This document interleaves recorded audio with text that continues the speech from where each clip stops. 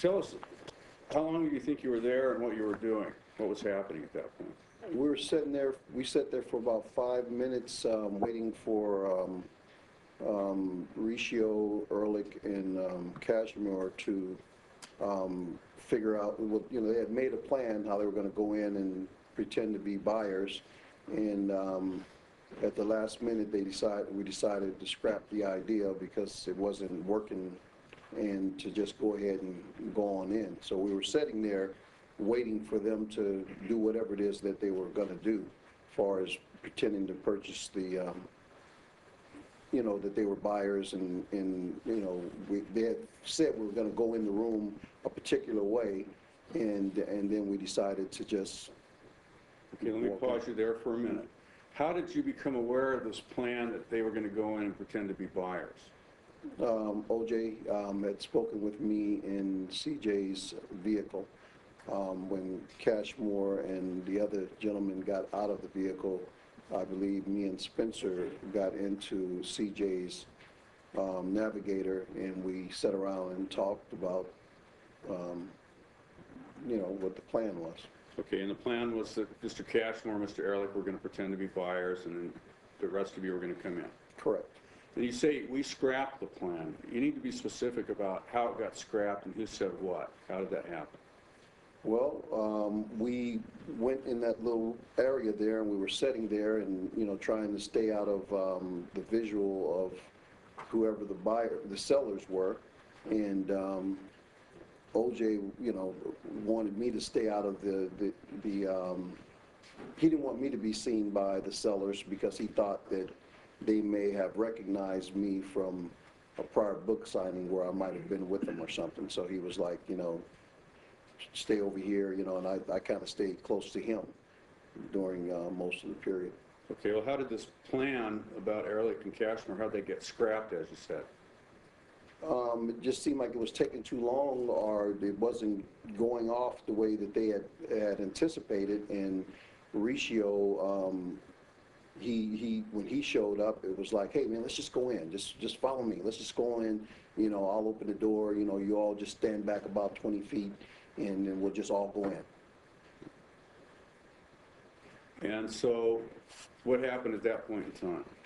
We all followed Riccio through the different corridors going to the room at the Palace Station. Okay, I'm going to start that video again. Okay, you see yourselves just come on the screen there? Mm-hmm. Is that a yes? Yes? Yes, sir. Yes, ma'am.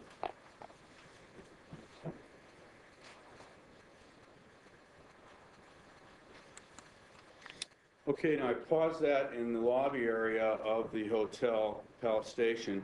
Can you tell us how you were carrying your firearm at that point in time? I'm not sure whether it was on my left side or my right side. I believe it was probably under my left, in my left waistband. Are you right-handed or left-handed? I'm right-handed, so I had it on that side, so if I reached for it, I could. Like a cross draw? Exactly. Okay. And you know, in the video segment we're looking at here, both you and Mr. McClinton are in suits. That's correct. And nobody else is. That is correct. What's the purpose of the suits? To conceal the weapons. And we were going to dinner, so we thought we'd look nice for the dinner, but mainly to conceal the weapons. But you ended up going back and changing. Yes, we did. And why was that? Because we knew that we had probably been videotaped in the casino, and we didn't want to be recognized at the dinner. Okay. And so you had plans as part of the wedding thing, you were going to meet at the Little Buddha later on. Correct. And so you're trying to get this done before that. Exactly. And what about this video and audio setup that you guys were trying to do? McClinton had it on, but it malfunctioned. I believe one of the wires were loose or something. So you weren't able to get any video or any audio Correct. At this point? Okay. So what's the next thing that happened then? We went to the room. How did you go there? Pretty much in the order that you showed the video. It was first Riccio and two other, Ehrlich and Cashmore, and, you know, they were going down the hallway, and as you see us there, is pretty much the way we followed. CJ was in front, and then Spencer, OJ, and then myself.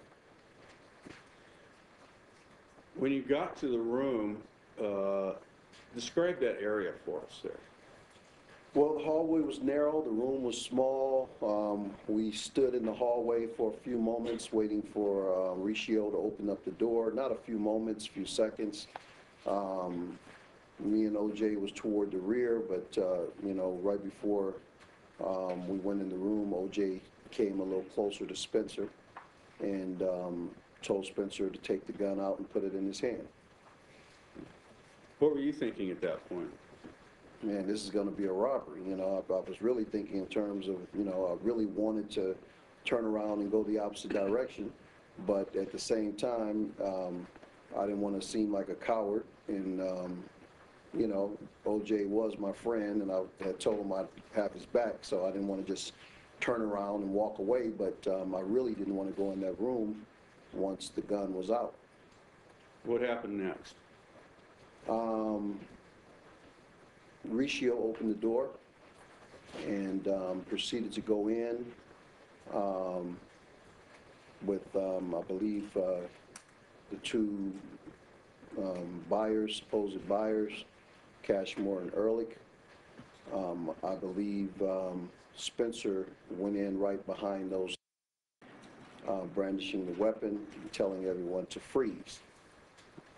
When you say that Spencer was brandishing the weapon, what did you see him doing exactly? He had the gun out and said, you know, it was like, freeze, you know, everybody to this side of the room, you know, everybody over here, you know, and then CJ came in and he started searching everyone to make sure that they weren't carrying weapons. When you say he started searching everyone, what do you mean? Well, he started searching Fremont and Beardsley over on the left side of the room. He started patting them down to see if they were carrying a weapon. And what happened then? OJ and I, you know, came in the rear, and I know in my statement originally I said somebody was coming out of the bathroom, but actually I was looking at the mirror in the bathroom, and I saw the reflection of Riccio and the other two gentlemen walking into the room, and Spencer just had everybody like on freeze to make sure that no one came out with a gun. Hey, besides your group, who did you see in the room when you went in? I saw Beardsley and Fremont, and like I said, I saw Riccio's reflection in the mirror along with the other two guys, which it kind of made me uncomfortable because I thought somebody else was in the bathroom too, so I didn't know what was going to happen. All right, and Beardsley and Fremont, when you first saw them coming in at the back end of this group, where were they positioned in the room? I think Fremont was over in the left corner of the room on his telephone, and Beardsley was like right on the other side of the bed. You know, if you walked in the door, he was like right on the